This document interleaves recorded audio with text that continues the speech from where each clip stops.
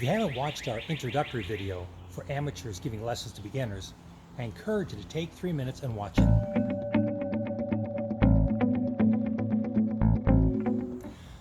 When introducing golf to your beginner, they'll find it helpful to explain to them that while putting is a small swing and the ball stays on the ground, the way they use the putter is the same way all the clubs are used. So the skills they develop with the putter will make using the other clubs easier. To make this lesson the most convenient and the least distracting, consider making the lesson indoors on a low-nap carpet. To demonstrate this, we'll do the demonstrations indoors.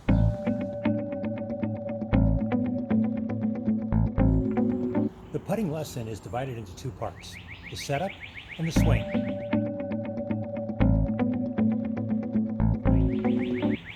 The first of the 3 steps in setup is to teach the beginner how the club is designed to be positioned for putting. The face of the putter has 3 to 4 degrees of loft. That helps the ball to roll smoothly. When the shaft is vertical, the club face has the correct loft. The putter will have an alignment mark on the club head. The putter should be sold beneath that mark, not towards the toe or heel. Demonstrate the club setup twice, then let the beginner practice setting up the putter. 6 repetitions should be effective in getting them to remember and understand the club setup.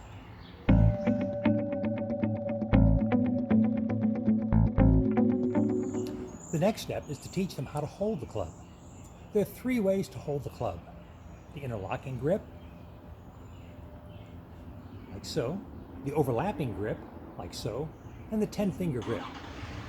There's not a single advantage of one over the other, with the exception that the 10-finger grip, this way, is the easiest for a new player to adapt. It's a grip that we teach to all of our players for the use in all of their swings. With the club positioned at setup, the hands are positioned so the left hand goes on first, with the thumb resting on the flat surface of the grip. The right hand is then applied so its little finger is contacting the index finger of the left hand. The right thumb is also on the flat surface of the grip. The palms are facing one another as if in a praying configuration. Demonstrate this twice, then let them repeat 6 times. The final step in teaching setup is how the player positions the club facing the target and how they face the club. Place the ball 4 feet from the beginner. With them holding the club, have them sole the putter correctly so the club face is facing the target. For young players, you can draw 2 eyes on the face of the putter. They should sole the putter so the eyes are looking at the ball. Once the club is facing the target, the player then faces the club with the shaft in their center line. Then they adjust their feet so their weight is balanced left to right and front to back. Demonstrate twice, then let them repeat 6 times. Putters are typically soled in a length that fits a player about 6 feet in height. If your beginner is shorter, the club is likely going to be too long for them. In that case, if they hold the putter at the top 2/3 of the grip, they'll tend to sole the club toward the heel instead of beneath the alignment mark. If this is the case, at setup, have them slide their hands down the grip until they're able to allow the club head to rest beneath the alignment mark. If they're much shorter than 6 feet tall, it may require the putter to be shortened. Putting with a club that is too long is like learning to run in shoes that are too big. Don't make it tough on your beginner. The second part of this lesson is learning to swing the putter.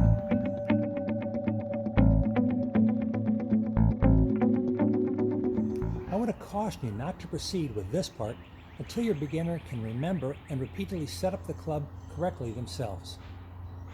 To assist you in teaching this part, insert a long golf tee partially into the end of the grip.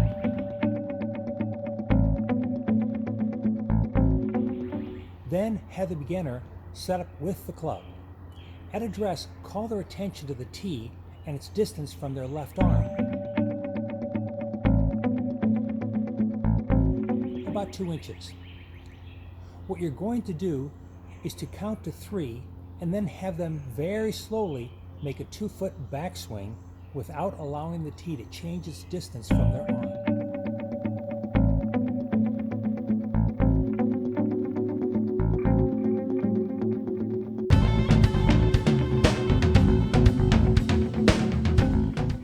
Demonstrate this slowly twice, then have them repeat slowly 6 times.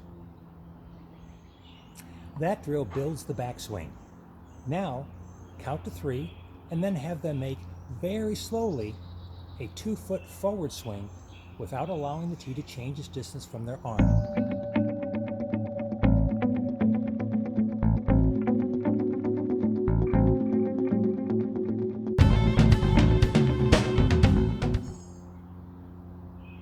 Next, demonstrate the complete swing slowly twice, then have them repeat slowly 6 times while they're making their swings observe their balance.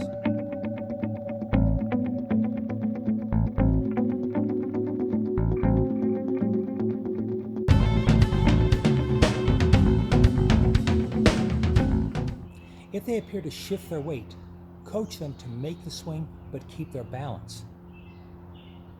Repeat until they can do this successfully 6 times. Let's talk about the tee and the grip. When a player sets up for a putt, it's normal that they align the putter to the target. While most players may not think about it, they would very much like the swing of the putter to return the club to that setup position when it contacts the ball. The tee is an indication of whether the club has lost its address orientation to the target. If the tee maintains its relationship with the forearm, then the club has not lost its relationship to the target, greatly improving the accuracy of the putt. At this point in the lesson, the beginner can set the club up to the target, themselves to the club, and make a correctly functioning swing. To further ingrain this learning, have the beginner set up and close their eyes. With their eyes closed, have them make the putting stroke in slow motion, maintaining the tee in the correct position.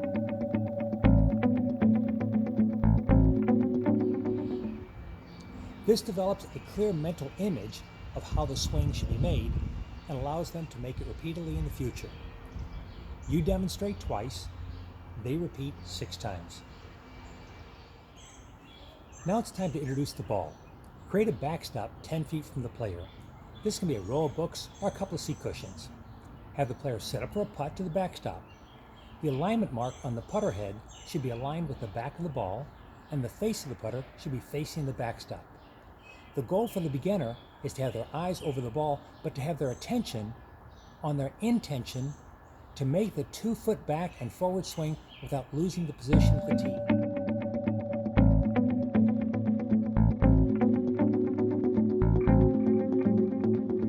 Demonstrate twice, they repeat 6 times. Disregard the speed or distance of the ball, only attend to the tee at this point. Remember our introductory remarks about teaching. You can teach too fast, but you cannot teach too slow. Teaching slowly is always more effective. Also, we reminded you that a lesson should not exceed 30 minutes. At this point in the instruction, you're approaching the time maximum and the player's retention maximum. Let them conclude the lesson feeling successful and not overwhelmed. Now it's time for the beginner to have some practice sessions. Only after they have completed such sessions and can demonstrate the correct setup and swing have they completed the lesson to build the swing.